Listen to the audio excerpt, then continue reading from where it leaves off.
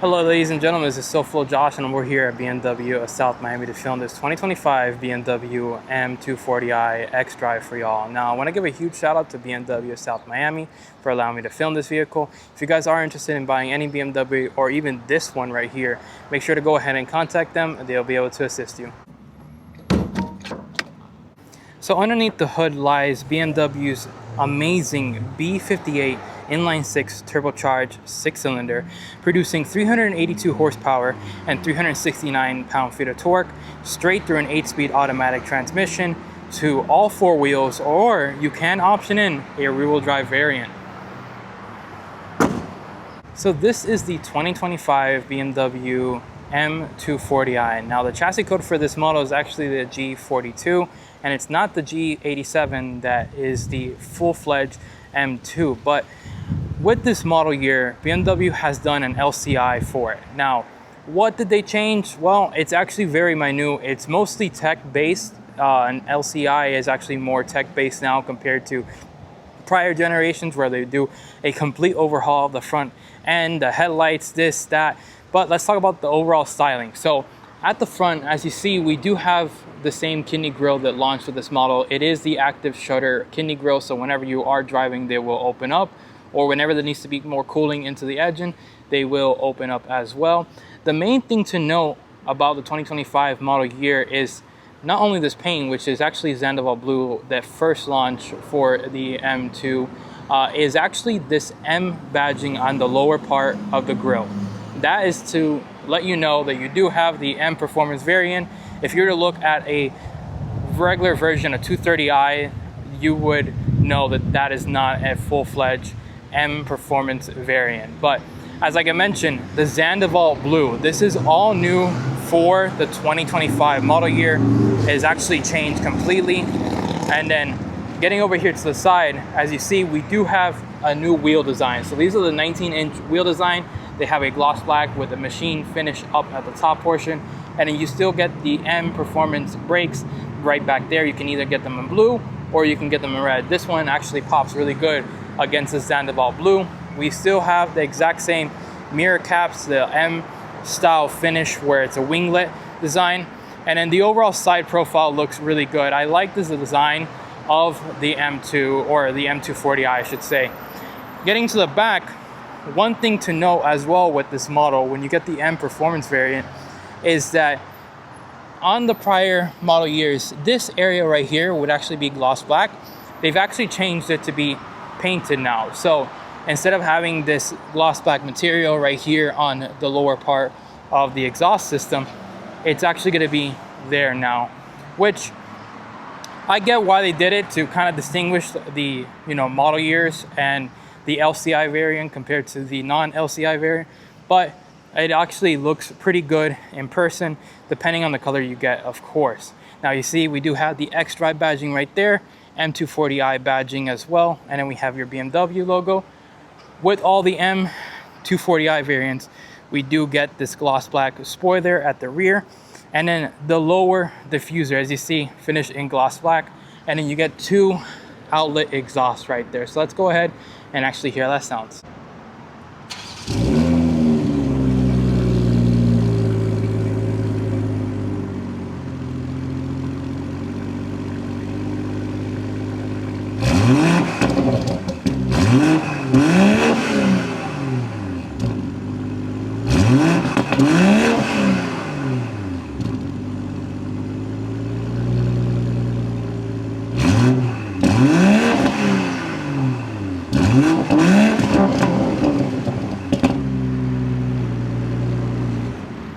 And then let's go ahead and actually get into the trunk. So opening up the trunk, it is not a power liftgate unlike other models within the BMW lineup, but as you see, you do have a ton of trunk space in here. A lot of height to it, and also a lot of width. I believe you can actually fit a golf club bag in the back, which is actually kind of impressive. And then you can actually lower the rear seats right over here by pressing these 2 areas right here, closing up the trunk. And then getting into the main cabin, let's go ahead and actually show you how the rear seats look like. So if you do press this button right here, Since these are the automatic seats, they do slide forward, so it's easier for the occupants to get into the rear.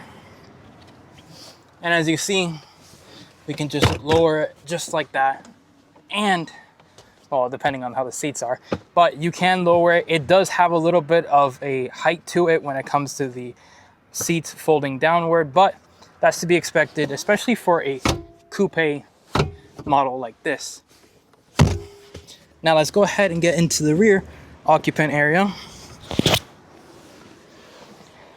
So somebody who is 5'10" like myself, sitting behind myself, not a lot of headroom, which is to be expected. It is a coupe vehicle, and the way that the roof line actually slopes back a little bit, I'm going to be hitting the head, so just letting you know, you do have to open up your legs in order to sit back here comfortably.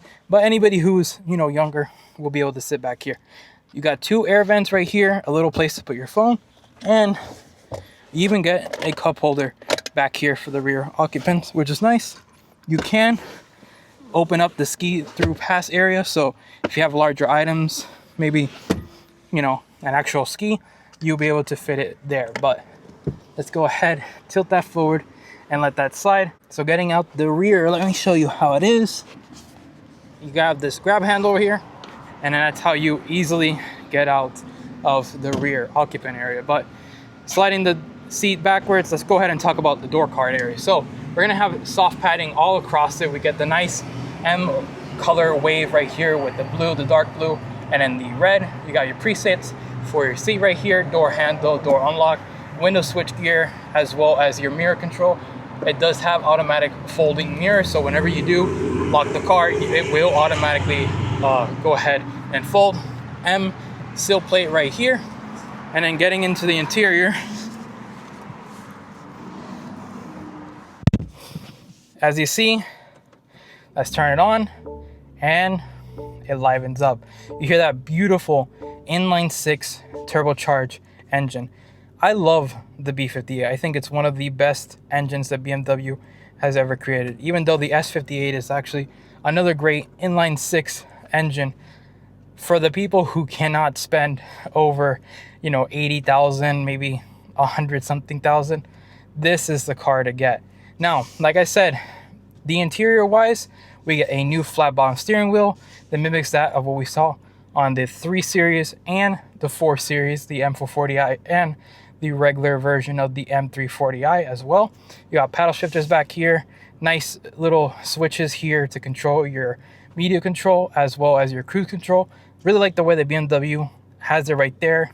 It lets you know, hey, you do have your cruise control here instead of having to use a stock. You got your window wiper blade, and then you have your turn signal on the left. Very easy to do. I mean, most BMWs don't typically use the actual turn signals, but at the end of the day, it's right there if you need to use it. You got your 12 o'clock right here, and then in the inserts, you do have the M color stitching as well, which is a really nice thing that BMW does. Now, for the infotainment, we have a 14.9-inch touchscreen display, and then we have a 12.3-inch digital gauge cluster right center. It does have the maps, and then depending on the drive mode you're in, it will change the overall look of the design for it. But let's go ahead and put in comfort. Really nice interior, great view out the front window actually. Tons of line sight. You know, this A-pillar is pretty big, but I wouldn't say it's a huge blind spot when it comes to actually driving this vehicle.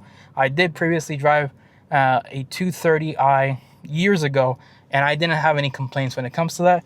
We do have the Harman Kardon speaker system in this one, which is really nice. This lower section also has some cubby space and a drink holder. You do unlock your rear trunk over there on that little button, and then you have your whole entire front light control as well as your rear parking light controls. But as you see, carbon fiber is a new trim that's for the 2025 model year. Really nice that they finally added it in here. You have your whole switch gear for your automatic transmission right here. Putting into reverse, this does come with the 360 degrees camera. It has trajectory, and you can actually change, if I'm not mistaken, the camera position. So if you want to see on either side, you can do that or automatically switch. You even get a car wash button right there. So to keep you in the tracks, to know if you actually lined up with the rails for the car wash system. But really nice. Putting it in park is straightforward. We still have the little dial here for the iDrive system, which is really nice to see because a lot of BMWs have been starting to get rid of that.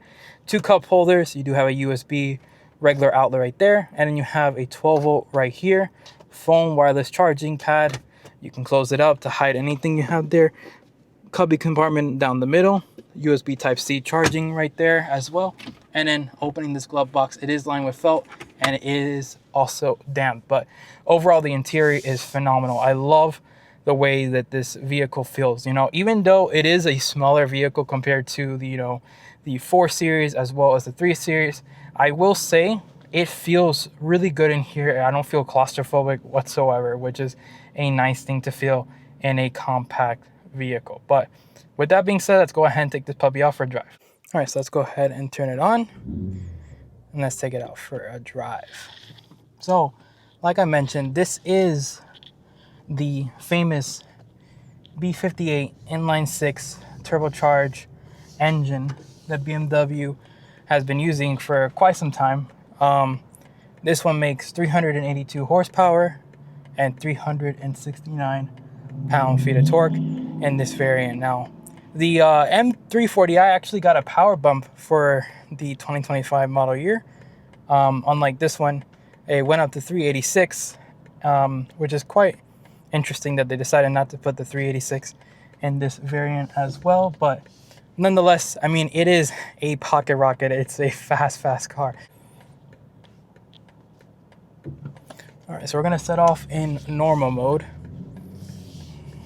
And let's talk about some of the things really quick. Now, for the 2025 model year, I did read up a little bit of information on what they actually did, other than, you know, the interior, getting the flat bottom steering wheel, the automatic start-stop. You could still turn it off in this variant, unlike a lot of the other inline 6 variants, so from the X5 as well as the 5 Series, which is a good thing since this one doesn't have the, you know, 48 volt mild hyper system. You can still do that, which is a fantastic thing. But I read a little bit of changes. They've done some things to the suspension to make it a little bit more enjoyable when it comes to regular driving and add a little bit of firmness. Now, this does come with the active suspension, so you can go ahead and actually have it different depending on the drive modes you're in. But setting off in, you know, regular mode, it feels really good. The engine livens up, even giving it a little bit of input in the throttle. We're actually going to throw it into sport mode, and then we're going to take it down this road, as well as we're going to put it into the S transmission, and let's see how this puppy drives.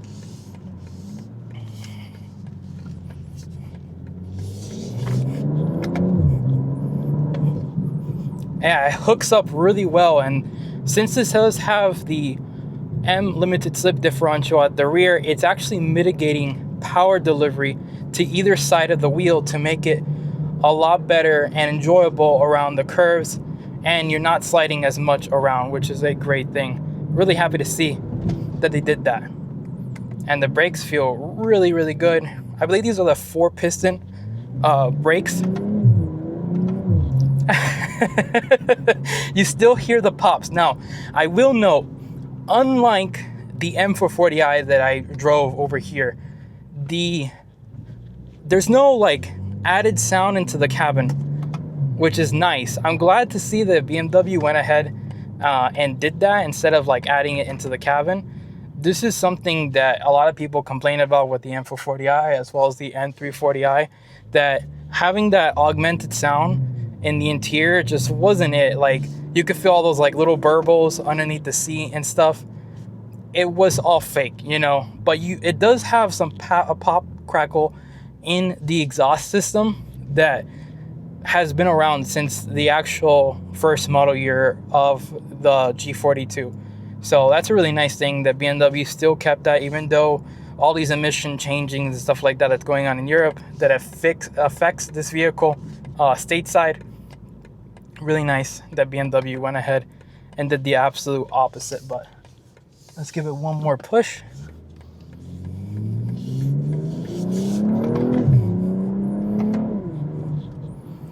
yeah, this engine is just, you know, legendary. It's gonna go down in BMW's books as the greatest engine to ever be produced by them. You know, it is insane to me that they have created such a beautifully done engine in such a compact vehicle like this. I mean, it's just magnificent. I think it's just great, you know. When it comes to comparing to the Audi S3, that one makes more horsepower, yes, but it's also not as lively as what this vehicle feels when you're going around the curves. You actually feel that rear-wheel drive base. Even though it is an all-wheel drive vehicle, you feel more power being delivered and to like the rear rather than the front, which I'm actually really happy to know about that, because sometimes when it comes to like automakers, what they do is that all-wheel drive systems, they'll just split the power 50-50. With this one, it's a little bit different. You actually feel that delivery power going to either side of the rear wheels rather than the front. You don't feel that much grip. But nonetheless, once again, thank you all for watching. Make sure to go ahead and like, comment, subscribe, and I'll see you guys in the next video. Peace.